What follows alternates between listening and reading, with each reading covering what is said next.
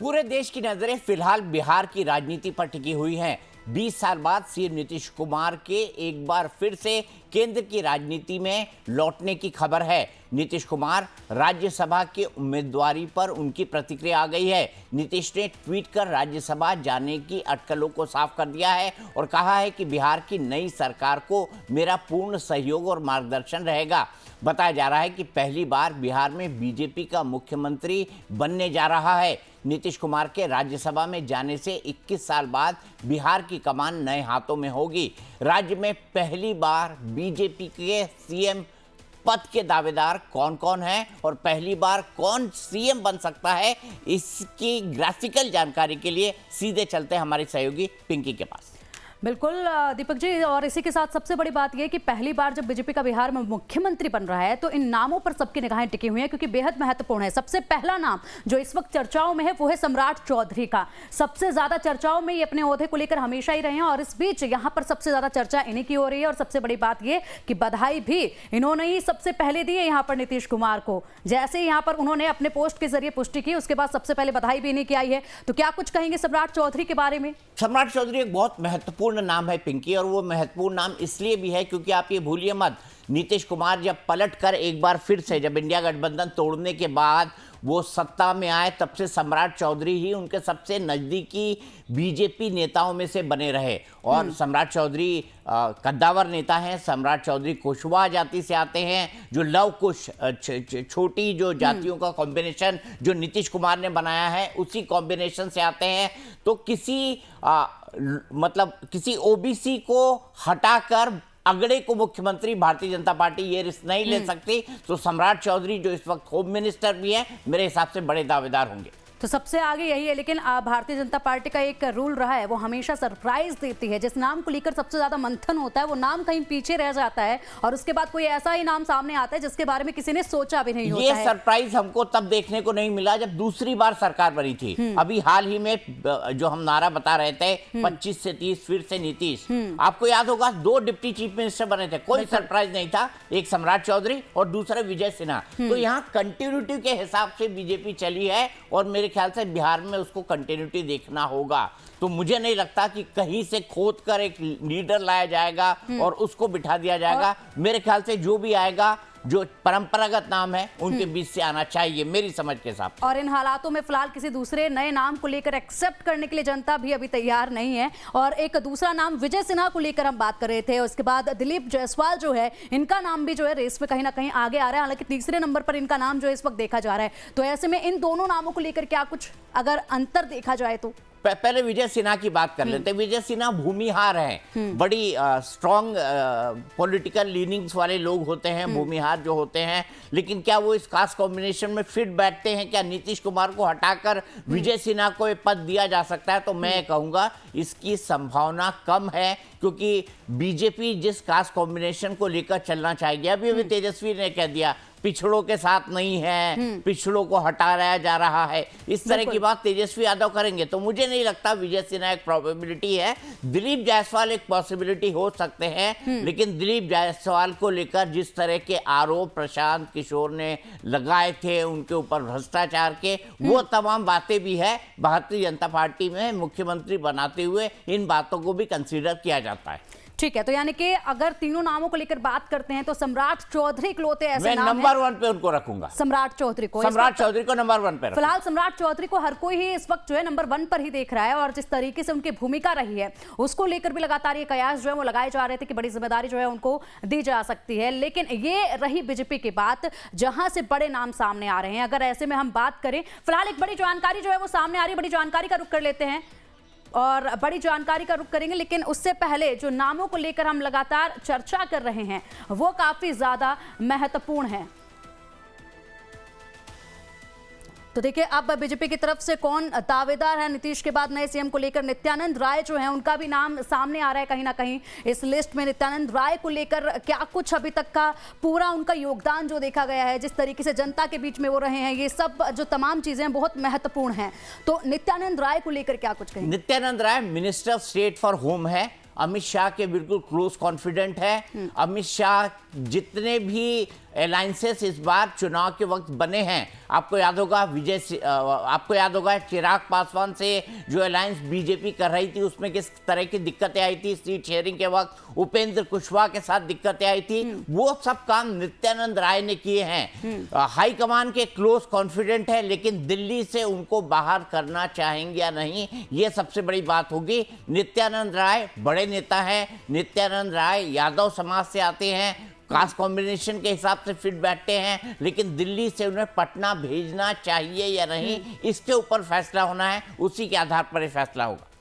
बिल्कुल उसी के आधार पर ये फैसला हो। ऐसे में ये तमाम बड़े नाम हैं जिनको लेकर चर्चाएं काफी तेज हैं, और इसी के साथ यहां पर बीजेपी की तरफ से जो अगले दावेदार हैं उनमें नाम है संजीव चौरसिया का भी। संजीव चौरसिया का भी नाम जो है कहीं ना कहीं रेस में देखा जा रहा है, हालांकि ये नाम तो बहुत पीछे, एक लंबी लिस्ट तो सामने आती है कि ये नहीं तो ये, लेकिन सबसे ऊपर जो है वो सम्राट चौधरी ही है और उसी का नाम सबसे आगे दावेदारी में माना जा रहा है। और जिस कॉन्फिडेंस के साथ उन्होंने बधाई दी है, कहीं ना कहीं वो भी बता रहा है कि अंदर जो खुशी है वो उस बधाई में नजर आ रही है। का भी नाम डिस्कस कर लो यार।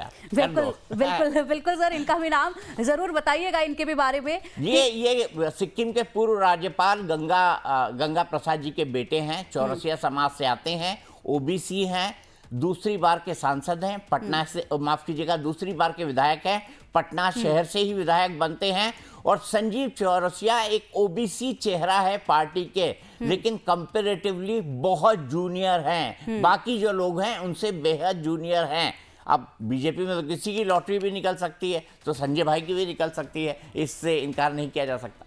ये संजय जी के ऊपर आपका काफी विश्वास जो है, बाद में सम्राट चौधरी के बाद दूसरे नंबर पर इनको रखा जाए? मैं नंबरिंग नहीं दूंगा, मैं पहले नंबर पर सम्राट चौधरी का कहूंगा। कारण बताऊं, वो नीतीश कुमार के विश्वास पात्र हैं। जिसको भी बनाएगी बीजेपी कम से कम इतनी चीज तो रखेगी कि नीतीश कुमार के साथ उसका बहुत अच्छा वर्किंग रिलेशन हो। दूसरा, वो खुद ओबीसी समाज से आते हैं। तीसरा, हाल ही के दिनों में पूरे प्रदेश के नेता वो बन गए हैं, अपने कद काठी, रंग ढंग, अपनी सिक्योरिटी, लाव लश्कर, सब चीज़ों के साथ। और बिहार में इन चीज़ों की बहुत महत्ता होती है, बहुत महत्वपूर्ण होती हैं। और इसके अलावा एडमिनिस्ट्रेशन का अच्छा अनुभव उनके पास है। डिप्टी चीफ मिनिस्टर रहे हैं नीतीश कुमार के साथ लंबे वक्त तक, और अभी वो होम मिनिस्टर हैं, यानी सबसे महत्वपूर्ण मंत्रालय इस वक्त संभाल रहे हैं सम्राट चौधरी। तो मैं इनका नाम सबसे पहले नंबर पर इसीलिए रख रहा हूं क्योंकि इनके साथ बहुत सारी चीजें टिक होती हैं। ठीक है, तो अब सम्राट चौधरी के बारे में सर आपने बखूबी बताया है, उसी के साथ हम भी एक बार बता देते हैं कि नीतीश के बाद नया सीएम कौन होगा। सबसे आगे लिस्ट में सम्राट चौधरी, गृह मंत्रालय का जिम्मा इनके पास है फिलहाल, और ऐसे में बड़ी जिम्मेदारी वो निभा भी रहे हैं। तमाम जो बड़े मुद्दे होते हैं उनमें सबसे आगे बढ़ चढ़ कर ये आते हैं। दिग्गज नेता हैं और शकुनी चौधरी के ये बेटे हैं। काफ़ी ज़्यादा लंबा कार्यभार जो है इन्होंने अभी तक जो संभाला हुआ है। कुशवाहा समुदाय से ये आते हैं, सबसे बड़ा एक प्लस पॉइंट जो है इसको माना जाता है। कुर्मी कोयरी ये कोर वोट बैंक है जनता दल यूनाइटेड का, और इसी कोर वोट बैंक के साथ आने से बीजेपी जो है जीतती रही है। लेकिन हाँ, इनके बारे में एक निगेटिव चीज जाती है कि सम्राट चौधरी के डिप्टी सीएम रहते हुए भी कुशवाहा समाज बुरी तरह कट गया था लोकसभा के चुनाव में। तो ये एक निगेटिव पॉइंट इनका है जिसका भी मैं जिक्र करना चाहूंगा। लेकिन ये बिल्कुल, तो ये माना जाएगा कि इसका इम्पैक्ट जो है आने वाले वक्त में कहीं ना कहीं नजर आ सकता है बिहार में, अगर ये बड़ी जिम्मेदारी सम्राट चौधरी को ही मिलती है तो। नहीं, सम्राट चौधरी को अगर ये जिम्मेदारी मिलेगी तो पिंकी ये तय होगा कि जो कुर्मी कोयरी समाज है, जो कोर वोट बैंक है नीतीश कुमार का और जो कोर वोट बैंक है भारतीय जनता पार्टी का, उसके नेता को बनाने से कम ये आरोप नहीं लगेगा कि आपने जो है ओबीसी को हटाया और एक अपर कास्ट को बना दिया। तो ओबीसी को रिप्लेस किया गया ओबीसी से ही मुख्यमंत्री के तौर पर। यह भी अपने आप में एक बड़ी बात होगी क्योंकि पॉलिटिक्स परसेप्शन पर चलती है, और परसेप्शन में यह बात कही जा सकती है कि आप ओबीसी को हटाकर किसी अपर कास्ट को नहीं ला सकते। ठीक है, तो चलिए इसका भी कोई इम्पैक्ट जो है खासा देखा नहीं जाएगा। ये तो बात हुई सम्राट चौधरी की, बखूबी हमने उनको डिस्कस भी कर लिया है। सबसे ऊपर उनका नाम है विजय सिन्हा, को भी अब देख लेते हैं। वर्तमान में बिहार के डेप्यूटी सीएम है, बड़ी जिम्मेदारी अब भी वो संभाल रहे हैं। रेस में दूसरे नंबर पर उनका नाम जो है वो माना जा रहा है। राजस्व एवं भूमि सुधार को लेकर जिम्मेदारियां उन्होंने ली हुई हैं। छात्र जीवन से ही आरएसएस और एबीवीपी से जुड़े रहे हैं, छात्र जीवन से ही आरएसएस से जुड़े रहे हैं, तो यहाँ पर कोई फायदा उनको मिल सकता है? देखिए परंपरागत आरएसएस और बीजेपी से आते हैं, ये प्लस पॉइंट सम्राट चौधरी में नहीं है। सम्राट चौधरी कई पॉलिटिकल पार्टी से घूम घाम के आए हैं, लेकिन विजय सिन्हा परंपरागत तौर पर आरएसएस और बीजेपी से आते हैं, ये इनका एडिशनल प्लस पॉइंट है। लेकिन क्या विजय सिन्हा को यानी एक अपर कास्ट को ओबीसी मुख्यमंत्री हटाने के बाद कमान दी जाएगी? मुझे इसमें डाउट लगता है। ठीक है, तो चलिए ये एक प्लस पॉइंट उनका रहा। दिलीप जायसवाल को अब देख लेते हैं। वर्तमान में बिहार सरकार में मंत्री हैं, बड़ी जिम्मेदारी अभी भी वो संभाल रहे हैं। तीसरे नंबर पर उनको रेस में जो है वो माना जा रहा है। उद्योग और सड़क निर्माण विभाग के मंत्री हैं, जनता के बीच में अक्सर जाते रहे हैं। और इसी के साथ कलवार वैश्य समुदाय से वो आते हैं, कलवार समुदाय से वो आते हैं। इसको लेकर सर आपसे जानना चाहेंगे, इस समाज में बीजेपी का महत्वपूर्ण वोट बैंक जो है वो रहा है, लेकिन फिलहाल सम्राट चौधरी के सामने ये वोट बैंक जो है वो कितना ज्यादा हावी होगा या फिर कम नजर आएगा? मुझे नहीं लगता कि दिलीप जायसवाल को इस पद के लिए कंसीडर उस लेवल पर किया जा रहा हो जिस लेवल पर हमने सम्राट चौधरी और विजय सिन्हा की बात की है। मेरा मानना है कि इस कड़ी में दिलीप जायसवाल पीछे हैं। वो मंत्री तो हैं, लेकिन दिलीप की पर्सनालिटी ऐसी नहीं। फिर मैंने उनके ऊपर लगे हुए आरोपों की बात की, करप्शन के आरोप, वो तमाम चीजें ये कहती है कि डिस्कशन में तो नाम आ सकता है, लेकिन इनके नाम पर सहमति बन जाएगी, ये कंपैरेटिवली उस पूरी की पूरी लिस्ट में जो हम दिखा रहे हैं उस रोल के अंदर ये पूरी तरह फिट नहीं होते। ठीक है, डिस्कशन में बहुत सारे नाम लिए जाते हैं, लेकिन फैसला पहले से ही तय होता है, सबके मन में भी वो रहता है। नित्यानंद राय जो है उनका नाम चौथे नंबर पर, वर्तमान में केंद्र सरकार में गृह राज्य मंत्री हैं, बड़ी जिम्मेदारी इनको पहले भी सौंपी गई है, 4 बार विधायक रह चुके हैं और इसी के साथ पकड़ ये भी मजबूत रखते हैं। लेकिन इनका भी नाम जो है वो केवल सूची में ही माना जा रहा है, रेस में काफी ज्यादा आगे इनका नाम भी नहीं माना जा रहा है। और उजियापुर से ये लोकसभा सांसद भी हैं, तो ऐसे में यादव समुदाय से आते हैं। ओबीसी वोट बैंक को लेकर अगर बात की जाए, यादव समुदाय से आते हैं, बेहद महत्वपूर्ण वोट बैंक है ये। तो लेकिन फिर भी जिस तरीके से अभी तक चर्चाएं हो रही हैं, यादव वोट बैंक हो या फिर पहले के मुकाबले में सम्राट चौधरी के वोट बैंक को लेकर अगर बात कर ले, तब भी इतना दमखम नजर नहीं आता है। कास्ट इक्वेशन में तो फिट बैठते हैं नित्यानंद राय, और नित्यानंद राय इस बात पर भी फिट बैठते हैं कि एक मुख्यमंत्री के पास प्रशासनिक अनुभव होना चाहिए कि आप एडमिनिस्ट्रेशन किस तरह से संभालते हैं, ब्यूरोक्रेट्स को किस तरह से डील करते हैं, राज्य के लिए आपका क्या विजन है। इन तमाम चीजों में कई सारे जो निशान है ना वो टिक मार्क होते हैं नित्यानंद राय के लिए। कास्ट कॉम्बिनेशन के अंदर भी फिट बैठते हैं, अमित शाह के बेहद नजदीकी हैं, पार्टी के अंदर ट्रबल शूटर की भूमिका में रहे हैं बिहार विधानसभा चुनाव के वक्त। पर मैंने यही बोला इनको वापस जाना है या नहीं जाना है, 4 बार के एमएलए भी हैं, ये इस बात से तय होगा कि केंद्र इनको भेजना चाहता है या नहीं। ठीक है, खाली ये कहा जा सकता है कि इनका सिर्फ एक ड्रॉबैक है कि ये वैशाली के इलाके के ही नेता हैं, उससे बाहर इनका बिहार के अंदर प्रभाव नहीं है। तो यहाँ पर ये एक बड़ा जो है नुकसान उनके खुद के लिए है, जो वो बाहर नहीं निकले अपने इलाके से। फिलहाल संजीव चौरसिया जी को भी डिस्कस कर लेते हैं, पटना की दीघा सीट से विधायक हैं ये। आपने जैसा पहले भी कहा दीपक सर कि इनको लेकर काफी ज्यादा आप कॉन्फिडेंट भी नजर आए कि हो सकता है कि ज्यादा चर्चाएं इनके नाम की भी जो है वो हो जाएं। बीजेपी के वरिष्ठ नेता गंगा प्रसाद के ये बेटे हैं और इसी के साथ काफी पकड़ मजबूत जो है वो रखते हैं। सिक्किम के राज्यपाल रह चुके हैं, काफी ज्यादा एक्सपीरियंस इनके पास है राज्यपाल रहते हुए भी, और वैसे भी पकड़ राज्यपाल रह चुके हैं। माफ कीजिएगा, उनके पिता राज्यपाल रह चुके हैं। बिहार के और गंगा बाबू उन नेताओं में से हैं जिन्होंने हमेशा बीजेपी के लिए लाठी डंडे खाए हैं। उनका घर जो होता था वहां पर लाल कृष्ण आडवाणी, अटल बिहारी वाजपेयी, वो जो चूल्हा होता था ना, 2 घर होते थे, एक रविशंकर प्रसाद जी का और गंगा बाबू का, जहां पे जितने टॉप लीडरशिप बीजेपी की जब संघर्ष के दिनों में थे, जब 2 MP वाली पार्टी थी, तो गंगा बाबू के घर खाना पीना उन सब लोगों का चलता था बीजेपी नेताओं के प्रवास के दौरान। तो ये तब के आरएसएस से जुड़े हुए हैं और दशकों का छवि रही है बेदाग।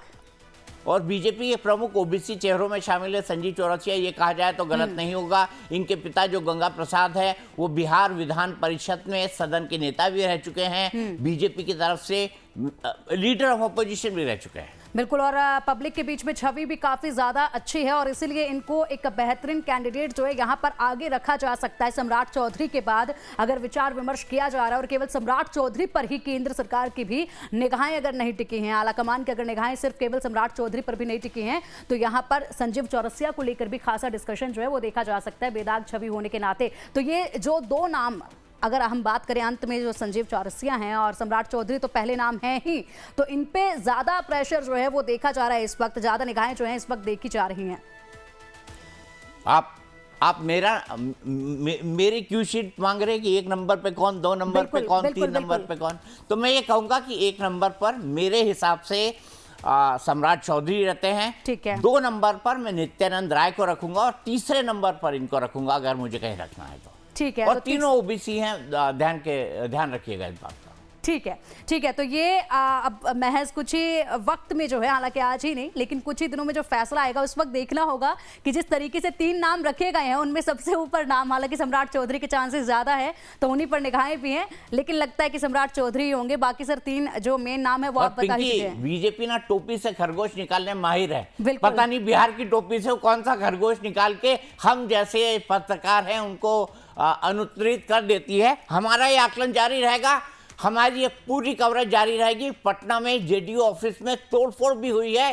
पटना में जेडीयू ऑफिस में तोड़फोड़ हुई है, पार्टी के कार्यकर्ताओं ने तोड़फोड़ की है, नीतीश के राज्यसभा जाने से नाराज हैं और तोड़फोड़ का सिलसिला जो है वो भी देखा जा रहा है। एक तरफ तो यहाँ पर जेडीयू के नेता कह रहे हैं कि बस 1 घंटे में तमाम जो प्रदर्शनकारी हैं यानी कि हमारे जो कार्यकर्ता हैं वो वापस लौट जाएंगे, क्योंकि जिस तरीके से नीतीश कुमार ने यहाँ पर सोशल मीडिया प्लेटफॉर्म पर ये खुद जानकारी दी है कि ये उनकी खुद की इच्छा थी, वो जाना चाहते थे राज्यसभा में। उसके बाद यहाँ पर कार्यकर्ता उनके इस फैसले का सम्मान करते हुए अपने घरों को वापस लौट जाएंगे, उनके इस फैसले को स्वीकार करेंगे। लेकिन यहाँ तो नौबत तोड़फोड़ तक पहुंच गई है। नीतीश के राज्यसभा जाने से कार्यकर्ता खासे नाराज हैं। पटना में जेडीयू ऑफिस में तोड़फोड़ जो है वो की गई है और इसी के साथ तस्वीरें सामने आ रही हैं। तस्वीरें देखिए, बड़ा फैसला लिया गया है और इस फैसले का ये असर है जो इस वक्त देखा जा रहा है। तमाम कार्यकर्ता जो है वो खासे नाराज हैं और क्या ये ऐसा माना जा रहा है कि तालमेल जो है वो सही से इस फैसले को लेकर बैठ नहीं पा रहा है नीतीश कुमार और तमाम कार्यकर्ताओं के बीच में, जो हालात बद से बदतर होते जा रहे हैं। क्योंकि सुबह सवेरे से तस्वीरें लगातार सामने आ रही थी, यहाँ पर मुख्यमंत्री आवास के सामने से जब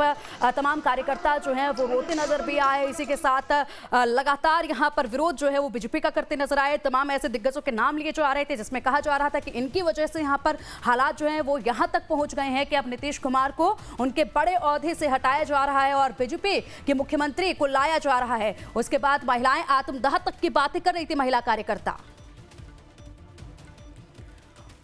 और चलिए अब इसी बीच एक और बड़ी खबर सामने आ रही है। गृह मंत्री अमित शाह पटना पहुंच चुके हैं, नीतीश कुमार से मुलाकात यहां पर करेंगे। थोड़ी ही देर में नीतीश कुमार नामांकन करेंगे, राज्यसभा के लिए नामांकन किया जाएगा और मुलाकात उससे पहले केंद्रीय गृह मंत्री अमित शाह से होगी। यहां पर नीतीश कुमार की कितनी देर तक बातचीत होगी ये देखना होगा। फिलहाल तस्वीरें सामने आ रही हैं, तस्वीरें देखिए। यहाँ पर अमित शाह जो है वो पहुंच चुके हैं इस वक्त पटना में। ये उनका काफिला जो जाता हुआ आगे बढ़ता हुआ नजर आ रहा है और सीधा नीतीश कुमार यानी कि मुख्यमंत्री आवास पर जाएंगे, उनसे मुलाकात करेंगे। पहुंच चुके हैं, मुलाकात उनसे की जाएगी। बातचीत यहां पर कितनी देर तक होगी, बड़ा फैसला जो है वो लिया गया है। मुख्यमंत्री नीतीश कुमार ने अमित शाह के पहुंचने से पहले ही सोशल मीडिया प्लेटफॉर्म एक्स पर यह जानकारी साझा कर दी थी कि हाँ, यहां पर यह फैसला मेरी खुद की मर्जी का है, मैं खुद चाहता था, लंबे वक्त से मैं सोच रहा था, लेकिन कार्यकर्ताओं को इसकी जानकारी क्यों नहीं थी, कार्यकर्ताओं तक की बात क्यों नहीं पहुंची और क्या कोई सुगबुगाहट जो है वो पहले से नहीं हुई थी। ये तस्वीरें पहुंच चुके हैं अमित शाह यहां पर और अब बातचीत का सिलसिला नीतीश कुमार के साथ शुरू होगा। और चलिए हमारे साथ वरिष्ठ पत्रकार विनोद शुक्ला जी इस वक्त लगातार जुड़े हुए हैं। विनोद जी, लगातार आप देख रहे हैं यहाँ पर एक तरफ तो जेडीयू नेता जो हैं मनोज लाल को आप सुन रहे थे जब वो कह रहे थे कि अपने खुशी से उन्होंने ये फैसला लिया है। 1-1.5 महीने से यहाँ पर बातचीत जो है वो चल रही थी और पहले से इसका अंदेशा जो है वो लगने भी लगा था, लेकिन अब नौबत जो है वो आग तक पहुंच चुकी है। पटना दफ्तर में आग लगाई गई है और हालात वहां पर तोड़फोड़ के, माफ कीजिएगा, आग नहीं तोड़फोड़ के हालात जो हैं वो बन गए हैं और तस्वीरें सामने आ रही हैं। इसी बीच केंद्रीय गृह मंत्री अमित शाह जो हैं वो भी पहुंच चुके हैं पटना में।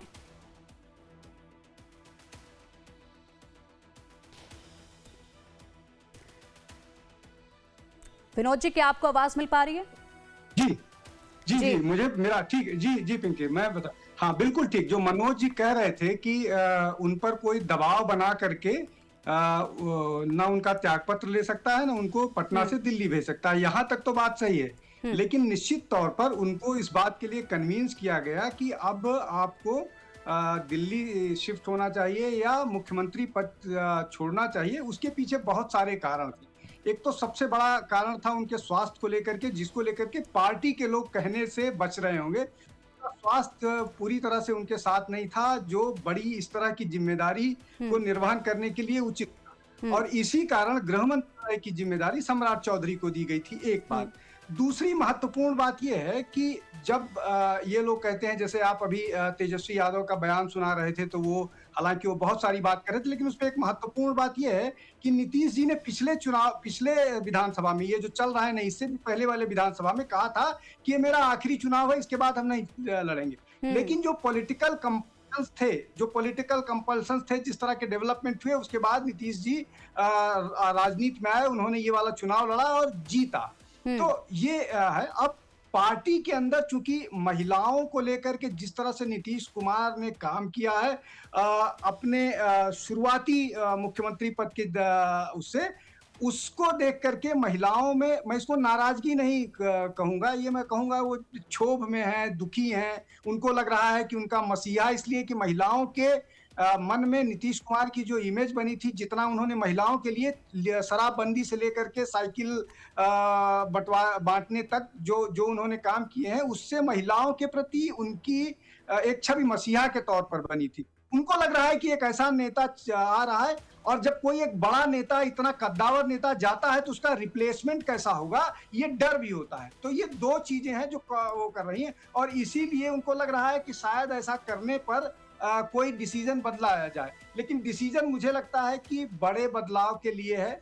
बिहार की राजनीति में एक इसको युग परिवर्तन, अभी तो हमको लगेगा कि एक नेता बदल रहा है, लेकिन ये एक युग परिवर्तन की दृष्टि से है, न केवल नीतीश कुमार के लिए बल्कि बीजेपी के लिए, जो लंबे संघर्ष के बाद, लंबे चुनावी उसके बाद और दूसरी बार लगातार या कई बार लगातार सिंगल लार्जेस्ट पार्टी उभरने के बाद सिर्फ गठबंधन धर्म को निभाते हुए उप मुख्यमंत्री पद को स्वीकार कर रहा है। तो ये सारी चीजें हुई, और मुझे लग रहा है कि भारतीय जनता पार्टी के नेतृत्व ने नीतीश कुमार को इस बात के लिए सहमत किया है, और ये सहमति से लिया गया निर्णय है। बाकी तेजस्वी जो बोल रहे थे कि ये ओबीसी के साथ धोखा है, अब ओबीसी के जगह ओबीसी मुख्यमंत्री होगा तो कैसे होगा, और जेडीयू को खत्म करने जा रहे हैं। अब जेडीयू को खत्म कर रहे हैं, वो आरजेडी को बीजेपी ने खत्म कर दिया है, ये उनको पता ही नहीं चल रहा है। तो ये बहुत सारे और प्रश्न हैं जिस पर वो करेंगे, लेकिन अभी मुझे लग रहा है कि ये कुल मिलाकर के महिलाओं को या जेडीयू को लेकर के ये एक बड़ा बेहतर निर्णय किया गया है, इसलिए कि स्वास्थ्य कारणों से मुझे लगता है कि नीतीश जी को अब थोड़ा बैक सीट पर जाना चाहिए था, और यंग नेतृत्व को आगे आना चाहिए था। बिहार में अभी संभावनाएं बहुत हैं, बहुत डेवलपमेंट की उम्मीद है, कुछ हुए हैं लेकिन ज्यादा, और उसमें नई पीढ़ी का व्यक्ति आएगा तो निश्चित तौर पर उसमें और बदलाव और तेजी आएगी, ऐसा मेरा मानना है। ठीक है। तो यहाँ पर विनोद जी, आप काफी सारी बातें कह गए हैं, स्वास्थ्य को लेकर भी बातें कह गए हैं, महिलाओं के हक की बात भी कह गए हैं। तो क्या सत्ता परिवर्तन के बाद महिलाओं को हक नहीं मिलेगा क्या उनका? क्या जो तमाम योजनाएं चलाई गई हैं उनमें यहाँ पर तेजी नहीं आएगी क्या? क्या उनकी रफ्तार रुक जाएगी क्या? ये बड़े सवाल आपने खड़े कर दिए हैं जिस तरीके से बातें आपने यहाँ पर कही है।